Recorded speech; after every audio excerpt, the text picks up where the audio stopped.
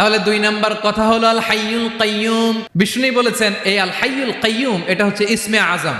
এটা কি? যে ইসমে আজম দিয়ে দোয়া করলে আল্লাহ দোয়া কবুল করে, আল্লাহর কাছে কিছু চাইলে আল্লাহ দেয়।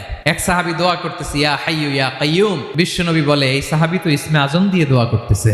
তাহলে দোয়ার সময় বলবেন ইয়া হাইয়ু ইয়া কাইয়ুম, পারবেন? বলেন ইয়া হাইয়ু ইয়া কাইয়ুম, আল্লাহর এই দুটো নাম ধরে ধরে আল্লাহরে ডাকবেন, তাইলে ওই দোয়া কবুল। পারা যাবে? বিশ্বনবী দোয়াতে বলতেন ইয়া হাইয়ু ইয়া কাইয়ুম বিরহমাতিকা আস্তাগীথ আসলিহ লি শা'নি কুল্লাহু ওয়া লা তাকিলনি ইলা নাফসি তারফাতা আইন। ও হাইয়ু ওয়া কাইয়ুম, ও শাশ্বত চিরঞ্জীব আল্লাহ, আসলিহ লি শা'নি কুল্লাহ, আমার সব কিছুকে আপনি ফিক্স করে দেন, ঠিক করে দেন। এক পলকের জন্য, এক চোখের পলকের জন্য আমার কোনো কাজ আপনি আমার উপর ছেড়ে দিয়েন না। সব কাজ আমি আপনার কাছে সুপর্দ করে দিলাম। সুবহানাল্লাহ পড়ে।